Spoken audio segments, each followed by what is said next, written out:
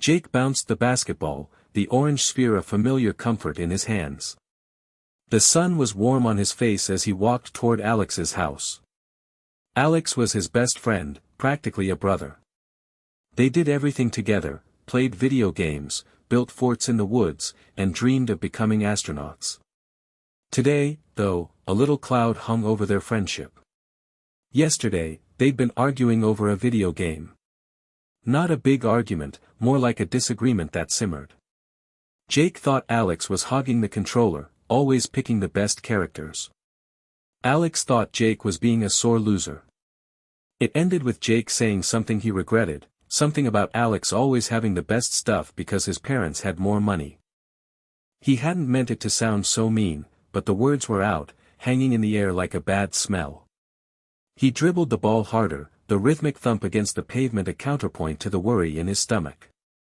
He wanted to apologize, but he wasn't sure how. He hoped playing basketball would smooth things over. Maybe they could forget the whole thing.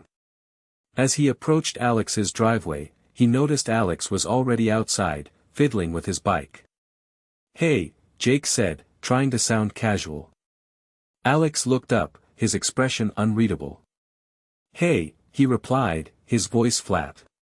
Jake dribbled the ball a few more times, the silence stretching between them.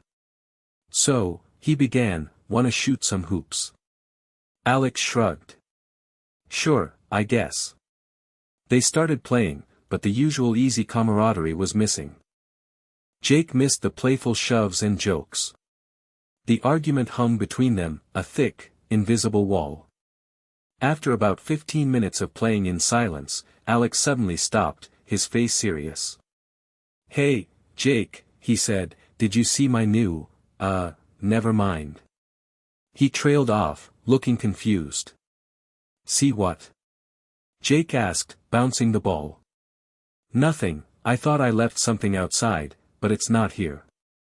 Alex turned back to his bike, a frown creasing his forehead.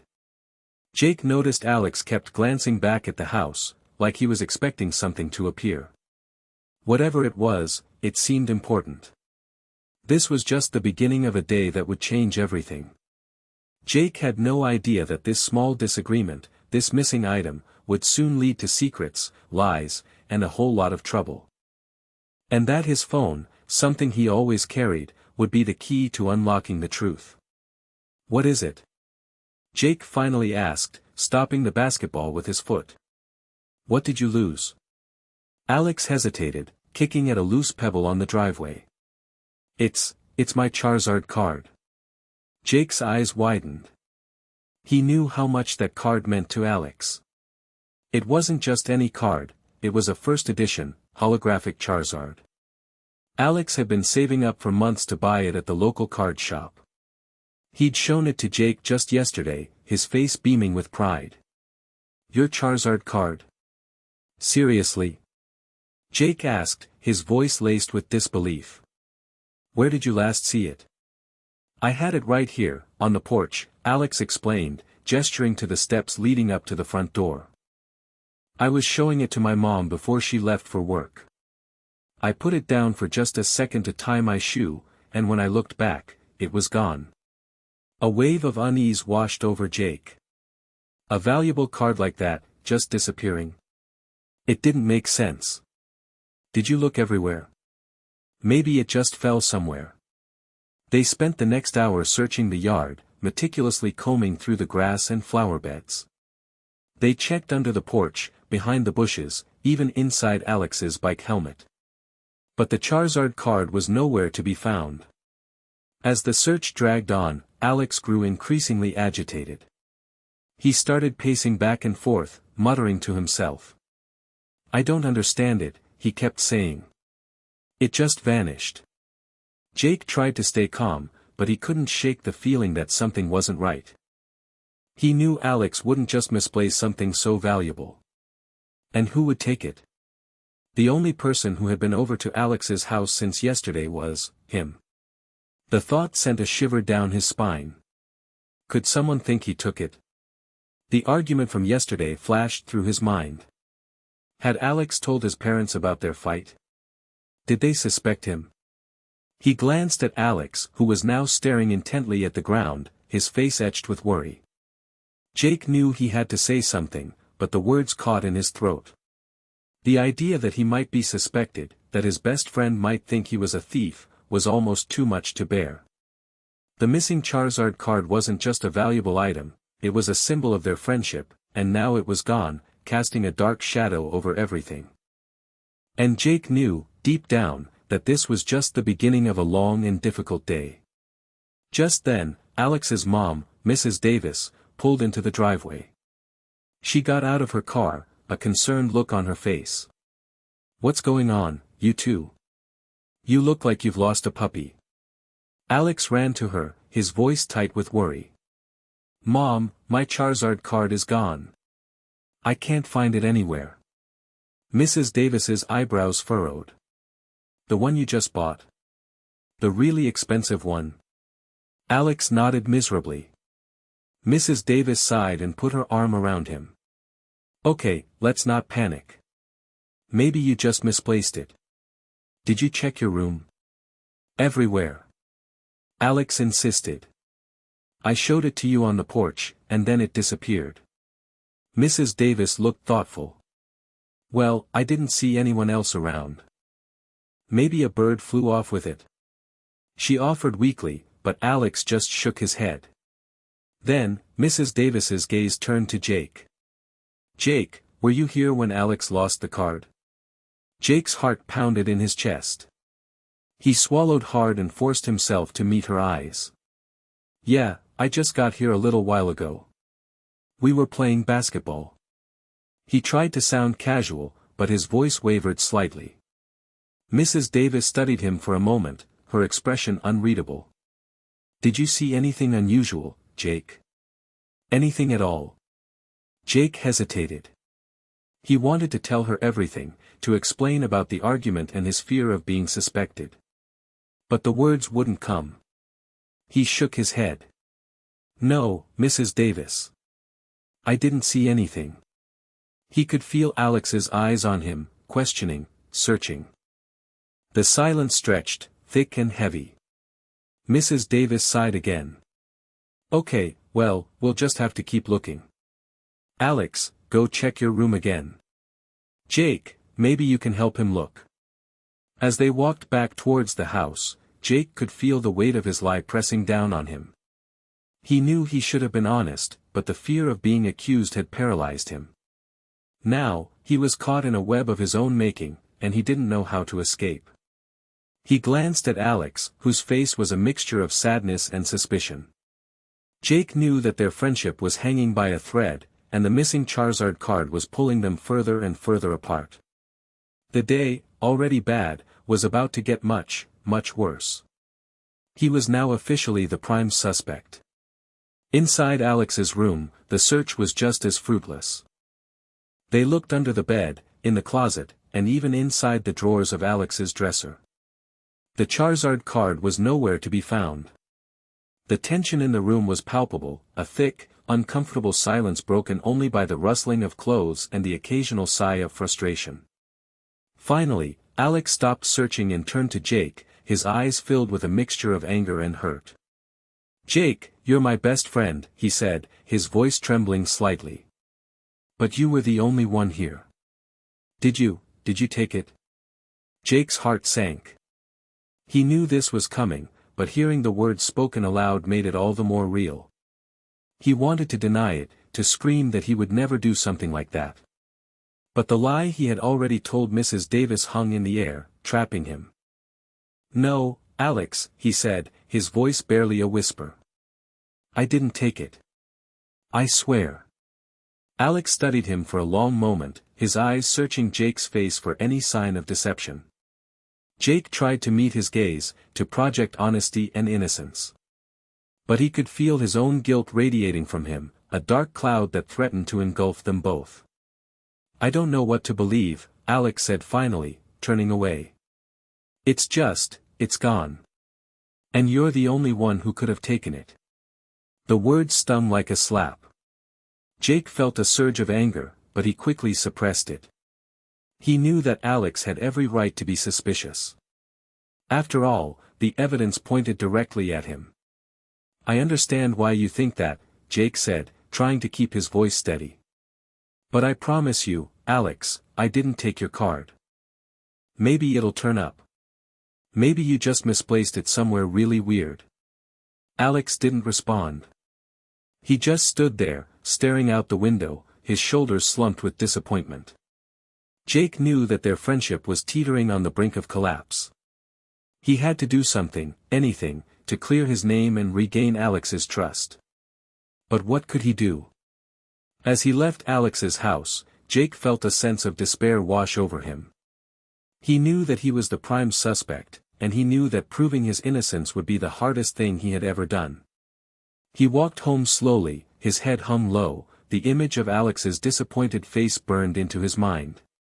He had to figure out a way to fix this, before it was too late. But the more he thought about it, the more hopeless the situation seemed.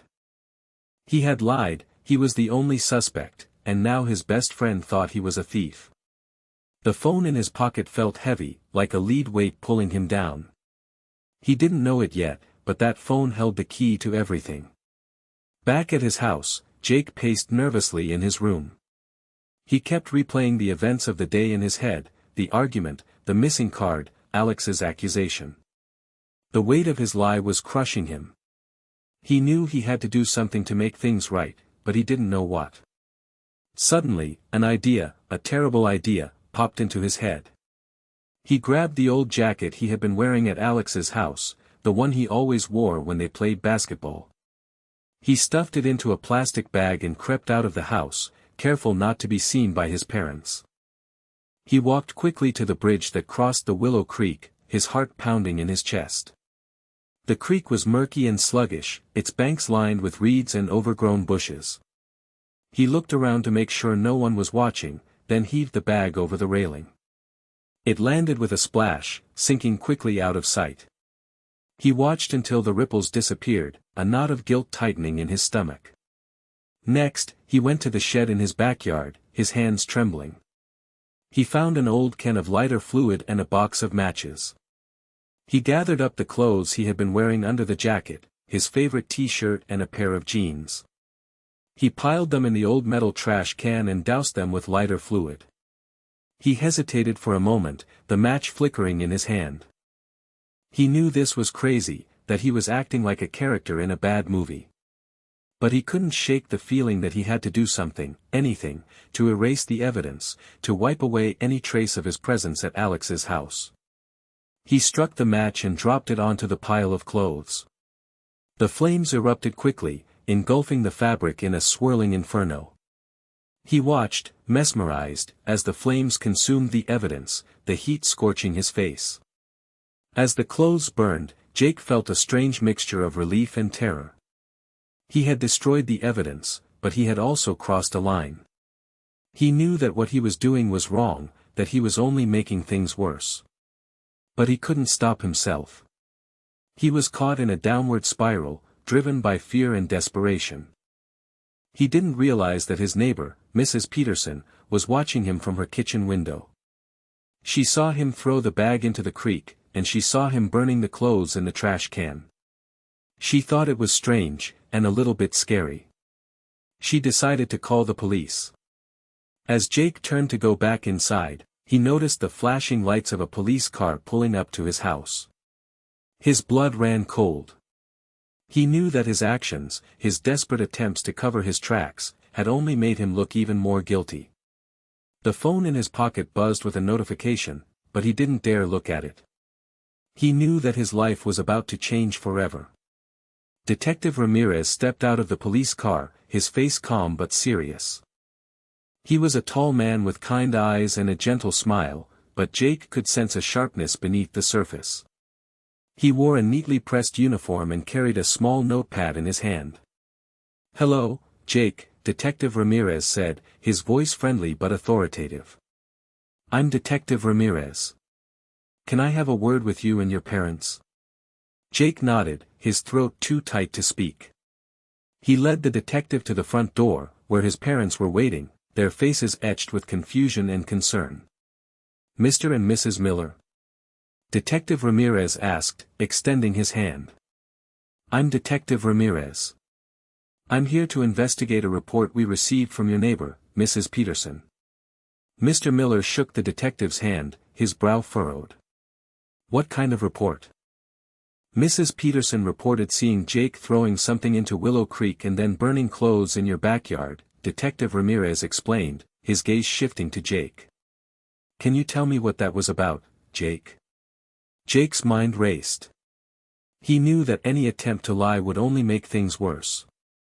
But telling the truth meant admitting to everything, admitting that he had been at Alex's house, admitting that he had lied to Mrs. Davis, admitting that he had tried to destroy the evidence.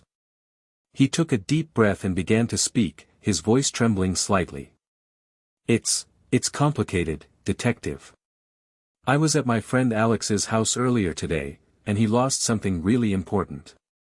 And I was afraid that I would be blamed. Detective Ramirez listened patiently, his eyes never leaving Jake's face.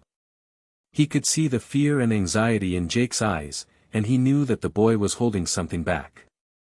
What did Alex lose, Jake? Detective Ramirez asked gently.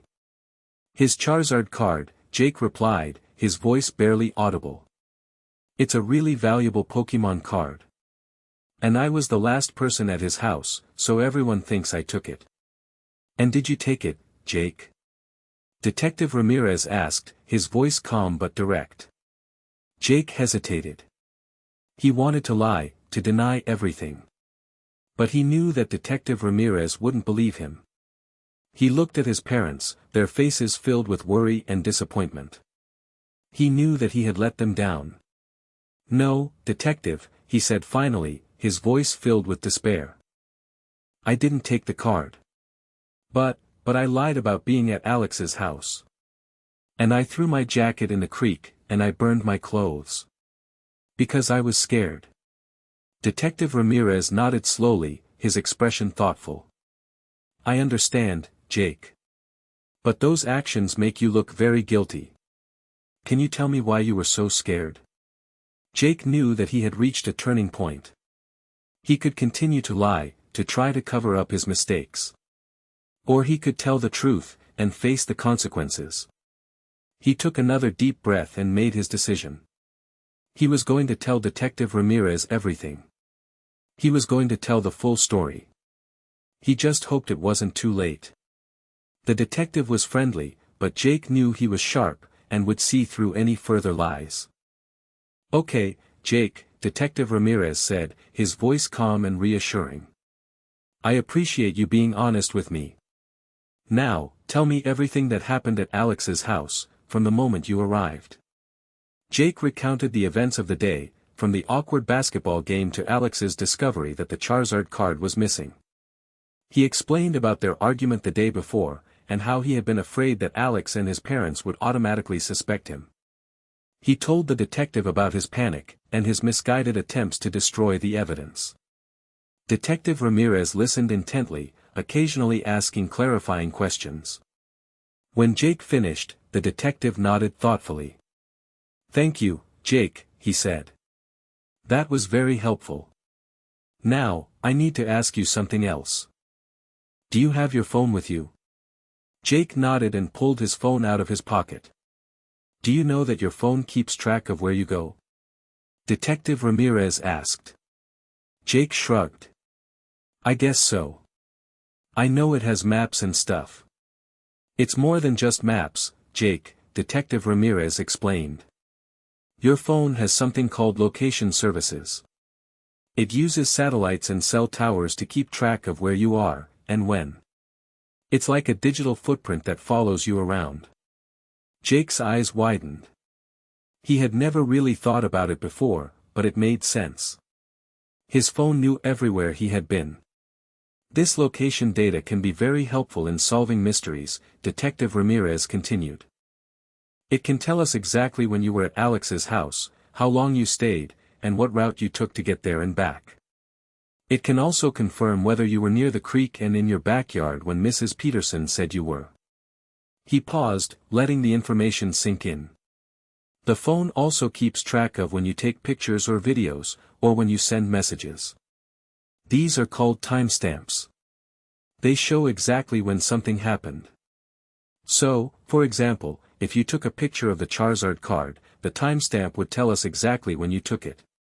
Jake's heart pounded in his chest. He hadn't taken a picture of the card, but the thought that his phone could reveal so much information was terrifying.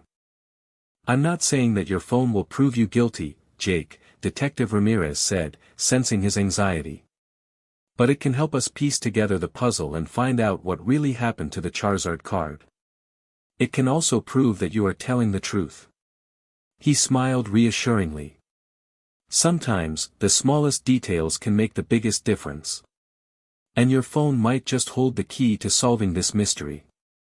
The detective hoped Jake understood the power of the phone's data, and how it could help or hinder his case.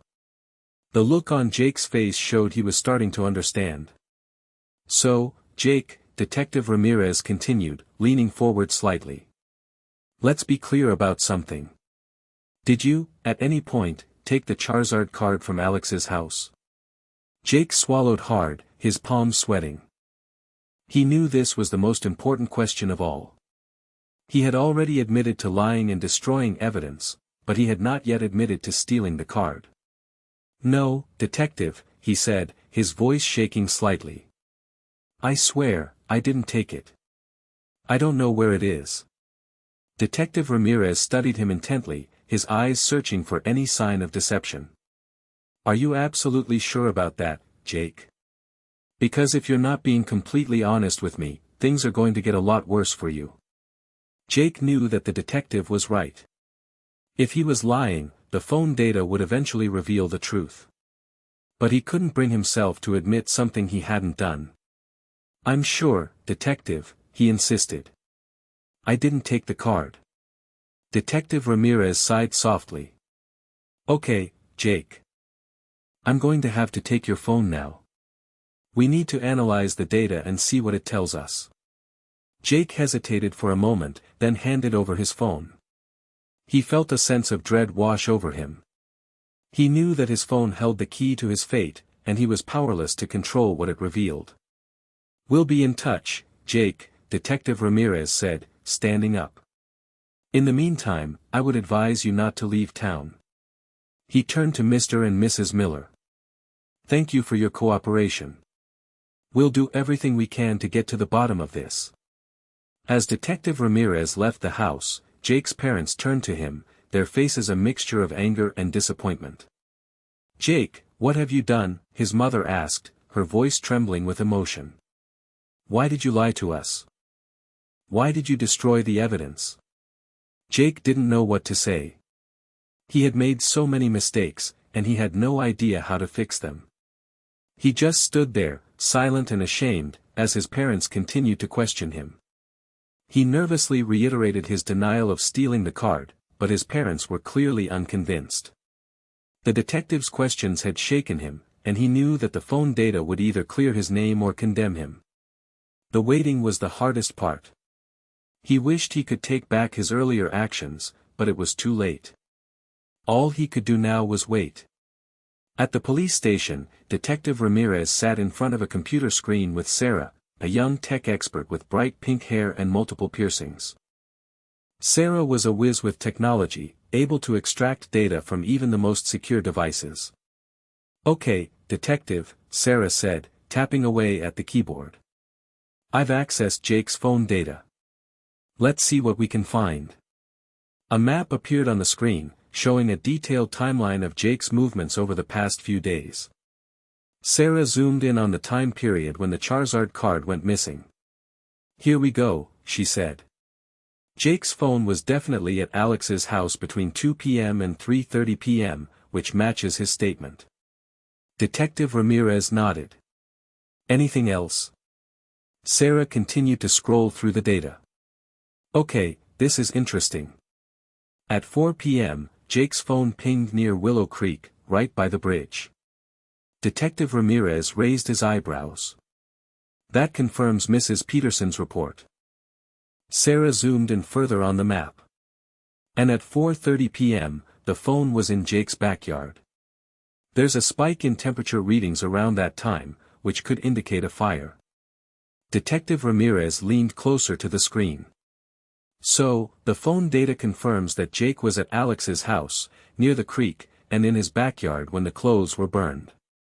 But does it say anything about the card? Sarah shook her head. Unfortunately, no. There are no pictures or messages related to the Charizard card.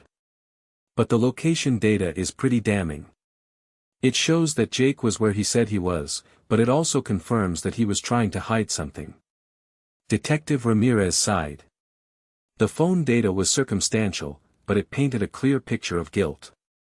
Jake had been at Alex's house, he had lied about it, and he had tried to destroy the evidence.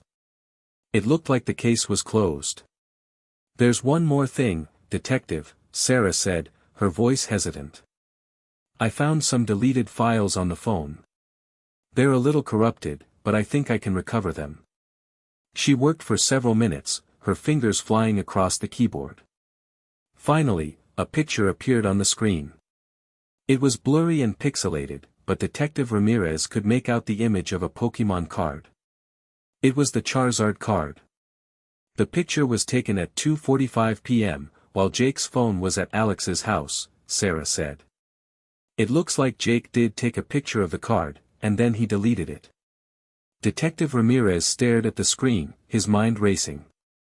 The picture was the final piece of the puzzle. It proved that Jake had been in possession of the card. Now, he just needed to find out why. The data showed a clear timeline of Jake's actions, placing him at the scene and confirming the neighbor's report.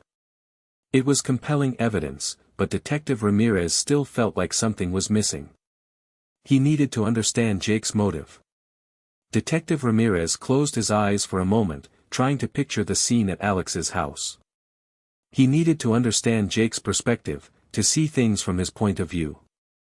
He imagined himself as Jake, walking into Alex's house that afternoon. Flashback sequence. Jake was fiddling with his basketball as he entered Alex's house. Alex's mom had let him in, saying Alex was out on the porch.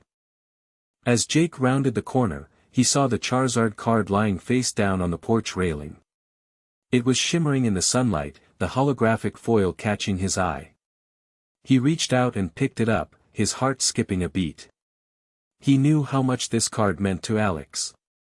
It was worth a small fortune. He held it in his hand, admiring its intricate details. Just then, he heard Alex call out his name from inside the house. Startled, Jake instinctively tucked the card into his pocket. He didn't know why he did it. It was a reflex, a sudden impulse he couldn't explain. He walked onto the porch, pretending he hadn't seen anything. Alex was tying his shoe, oblivious to the valuable card that was now hidden in Jake's pocket. "Hey," Jake said, trying to sound normal. "What's up?" Alex finished tying his shoe and looked up, his expression distracted. "Hey. I can't find my Charizard card. I thought I left it right here." Jake's stomach churned. He knew that the card was in his pocket, but he couldn't bring himself to admit it. He was afraid of what Alex would think, afraid of being accused of stealing. "Did you check everywhere?" Jake asked, his voice trembling slightly. Alex nodded miserably. "Everywhere. It's just gone." Jake felt a surge of panic. He knew he should tell Alex the truth, but he was paralyzed by fear. He imagined Alex's disappointment, his anger, his distrust. He couldn't face it. He excused himself and walked away, his mind racing. He had to get rid of the card, to erase any trace of his involvement. But he didn't know how. He was just a kid, and he was completely out of his depth. He took the picture with his phone, thinking he would sell it later to get money to replace it, but then he worried the picture would get him caught. He walked to the creek, threw the jacket. He burned the clothes. He just wanted it all to go away. End flashback sequence. Detective Ramirez opened his eyes, a clearer understanding on his face.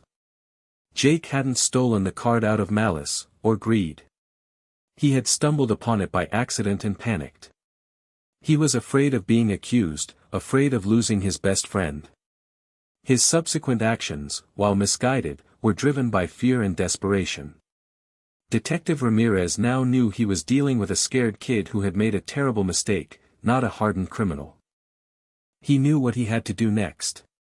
Detective Ramirez returned to the Miller's house, his expression serious but not unkind.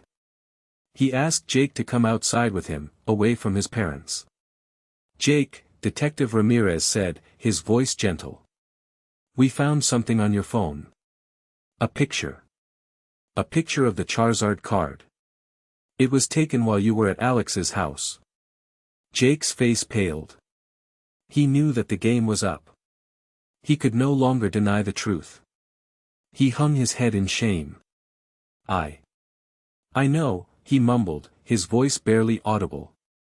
"Why, Jake?" Detective Ramirez asked. "Why did you take the card?" Tears welled up in Jake's eyes. "I didn't mean to, Detective," he sobbed. "I swear, it was an accident. I just saw it lying there, and I picked it up. And then Alex called my name, and I panicked. I didn't know what to do. I was afraid he would think I stole it." He choked back a sob. "I know it was stupid. I know I made a mistake. But I didn't mean to steal it. I just wanted to get rid of it. That's why I threw my jacket in the creek and burned my clothes. I was trying to make it like it never happened." Detective Ramirez listened patiently, his heart softening towards the distraught boy. He could see the remorse in Jake's eyes, and he believed that he was telling the truth. "Where is the card now, Jake?" Detective Ramirez asked. "Do you still have it?" Jake shook his head. "No, Detective. I hid it. In the woods. Near my house." "Can you show me where?" Detective Ramirez asked. Jake nodded, wiping away his tears. "Yes, Detective. I'll show you. I want to make things right. I want to apologize to Alex." He led Detective Ramirez to a small patch of woods behind his house. He stopped in front of a large oak tree and reached into a hollow in the trunk. He pulled out a small, plastic bag. Inside was the Charizard card. He handed the bag to Detective Ramirez, his face filled with shame. "I'm so sorry, Detective," he said. "I didn't mean for any of this to happen. I just made a bad decision, and then I made it worse by lying. I was scared." Detective Ramirez took the bag and looked at Jake, his expression thoughtful. He knew that Jake had made a serious mistake, but he also knew that he was genuinely remorseful. He believed that Jake deserved a second chance. He recognized the fear in Jake's eyes, the same fear that had driven him to make such poor choices. It was time to bring this to a close, and help Jake learn from his mistakes. The recovery of the card was a major step in the right direction. Detective Ramirez carefully placed the plastic bag containing the Charizard card into an evidence bag. He looked at Jake, his expression a mix of understanding and disappointment. "Jake," he said, "what you did was wrong. You took something that didn't belong to you, and then you lied about it. You also destroyed evidence, which is a serious offense." Jake nodded, his face etched with remorse. "I know, Detective. I'm really sorry. But," Detective Ramirez continued, "I also believe that you're telling the truth now. And I believe that you're genuinely sorry for what you did. That counts for something." He paused, considering his next words. "I'm not going to arrest you, Jake. But I am going to have to file a report. The decision of what happens next will be up to the juvenile court." Jake's eyes widened. "What does that mean, Detective?" "It means that a judge will decide what the consequences of your actions will be," Detective Ramirez explained. "It could be anything from community service to probation. But because you cooperated and told the truth, it's likely that the consequences will be less severe." He put a hand on Jake's shoulder. "The most important thing now is to apologize to Alex. He's your best friend, and you hurt him. You need to make things right with him. Jake nodded, his heart filled with determination. I will, detective. I promise. Can I go see him now? Detective Ramirez smiled. I think that's a good idea. But first, I need to talk to your parents. He led Jake back to the house and spoke with Mr. and Mrs. Miller, explaining the situation and the potential consequences. He emphasized Jake's remorse and his cooperation, hoping to ease their concerns. After talking with Jake's parents, Detective Ramirez left, promising to be in touch with them about the court's decision. Jake watched him go, a mix of relief and anxiety washing over him. He had confessed, he had recovered the card, and he had avoided arrest. But he still had to face Alex. He still had to repair their broken friendship. The walk to Alex's house felt longer than ever before. He rehearsed what he would say, how he would apologize. He knew that earning back Alex's trust would be the hardest thing he had ever done.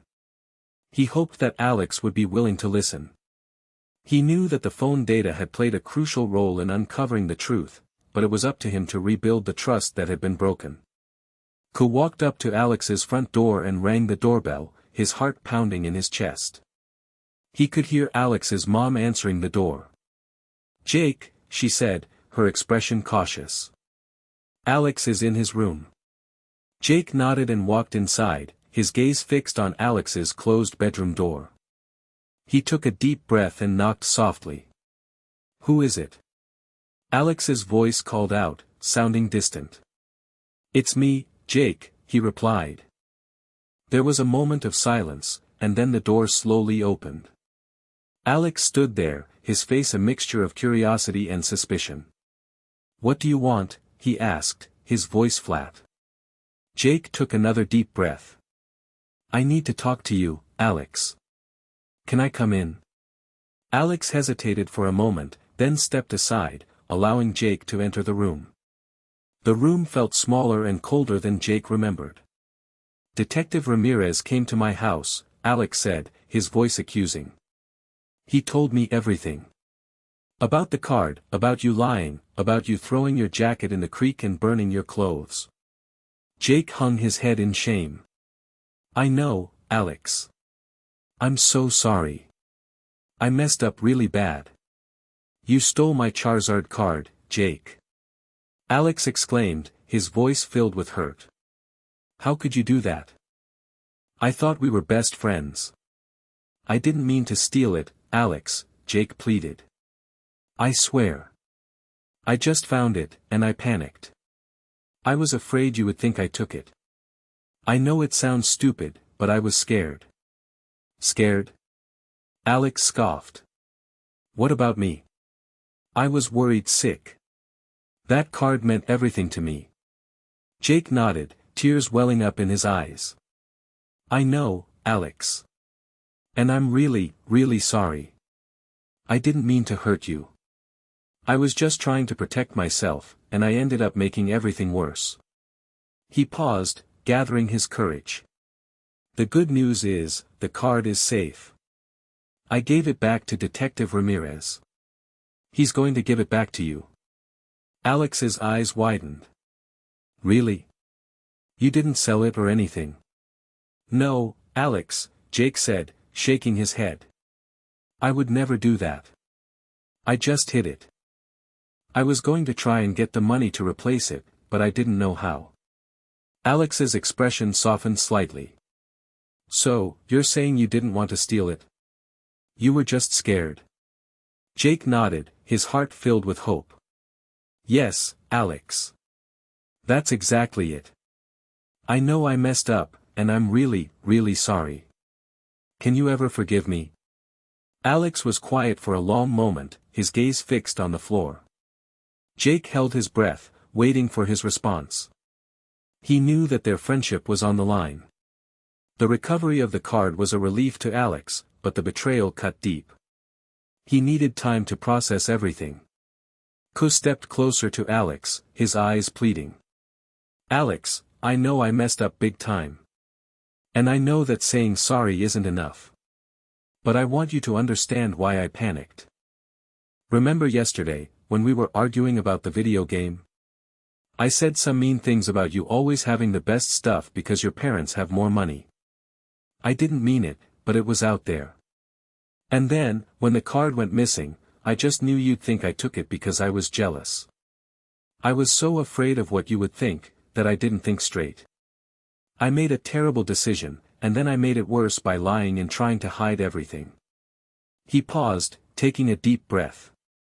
I know it's hard to believe, but I never wanted to hurt you, Alex. You're my best friend. I value our friendship more than anything. And I'm so sorry that I put it at risk. I promise, I'll never do anything like this again. I'll always be honest with you, no matter what. He looked at Alex, his eyes filled with sincerity. I understand if you don't want to be friends with me anymore. I deserve it. But I hope, someday, you can forgive me. And if you can, I'll do whatever it takes to earn back your trust.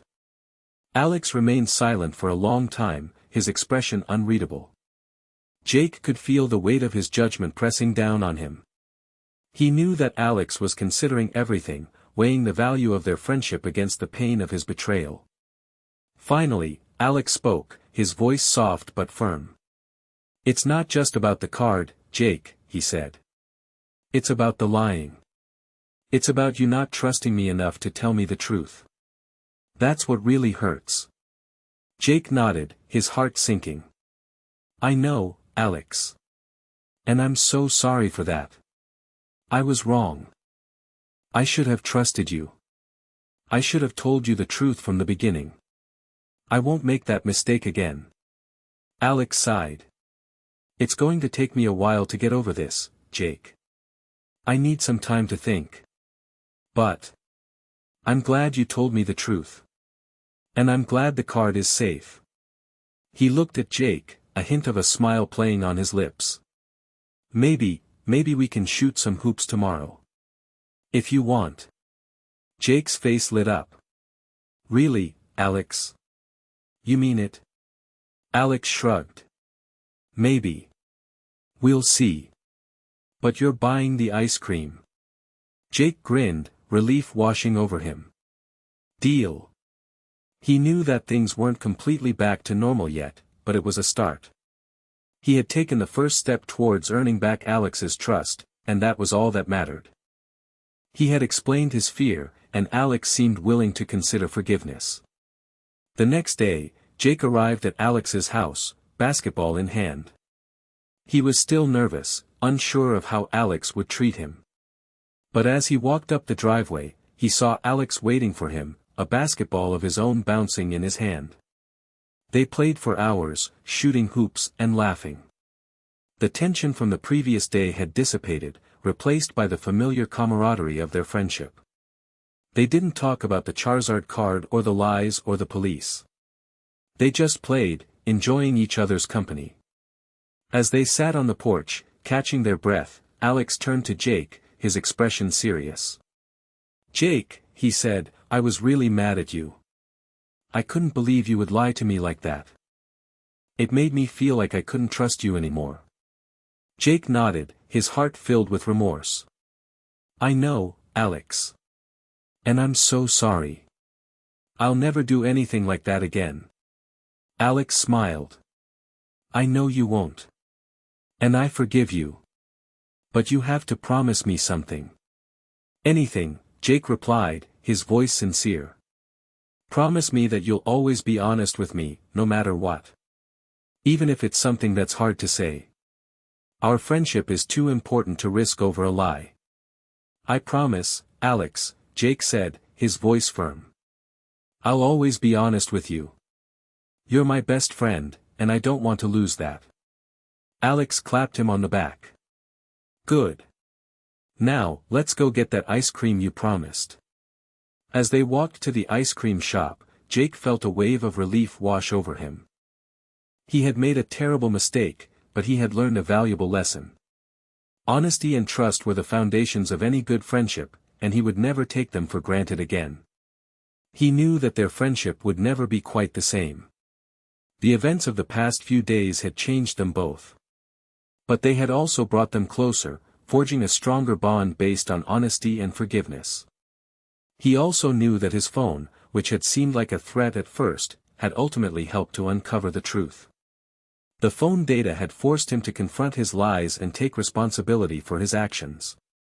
In a strange way, it had helped him to save his friendship. The ice cream tasted extra sweet that day, a celebration of forgiveness and the enduring power of friendship. He also knew he had to face the music with the juvenile court, but with Alex's forgiveness, that seemed a little less scary. A few weeks later, Jake received a letter from the juvenile court. He was nervous as he opened it, unsure of what it would say. His parents were equally anxious, standing beside him as he read the letter. The letter informed him that he was required to appear before a judge. He would be assigned community service. There would be no further punishment.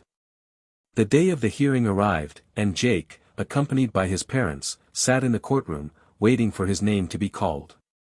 He saw Detective Ramirez sitting in the back row, a reassuring smile on his face.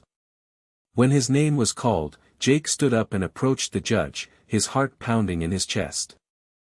The judge, a kind-looking woman with gray hair, looked at him sternly. "Jake Miller," she said, "you have been accused of taking property that did not belong to you and destroying evidence. Do you understand these charges?" "Yes, Your Honor," Jake replied, his voice barely a whisper. The judge looked at Detective Ramirez. "Detective, do you have anything to add?" Detective Ramirez stood up. "Yes, Your Honor. I would like to commend Jake Miller for his honesty and cooperation in this case. He admitted his mistakes, he recovered the stolen item, and he showed genuine remorse for his actions. I believe that he has learned a valuable lesson, and that he is unlikely to repeat his mistakes." He turned to Jake, his eyes filled with encouragement. "Jake, you made some bad choices, but you also did the right thing in the end. Honesty is always the best policy. It may not always be easy, but it's always the right thing to do." The judge nodded thoughtfully. "Thank you, Detective Ramirez." "Jake, I have taken Detective Ramirez's comments into consideration. I am also aware that you have no prior record and that you have shown remorse for your actions. Therefore, I am sentencing you to 20 hours of community service. You will also be required to write a letter of apology to Alex Davis." Jake's face lit up. He had expected a much harsher sentence. "Thank you, Your Honor," he said, his voice filled with gratitude. As he left the courtroom, Detective Ramirez approached him, extending his hand. "You did the right thing, Jake," he said, shaking his hand. "I'm proud of you. Remember, honesty is always the best policy. And sometimes, the smallest details, like the data on your phone, can make the biggest difference." Jake smiled, his heart filled with hope. He had made a mistake, but he had learned from it. And he knew that, with honesty and friendship, he could overcome any challenge. He understood the power of the phone data, and the importance of telling the truth, even when it's hard. The experience had changed him, and he was determined to make the most of his second chance.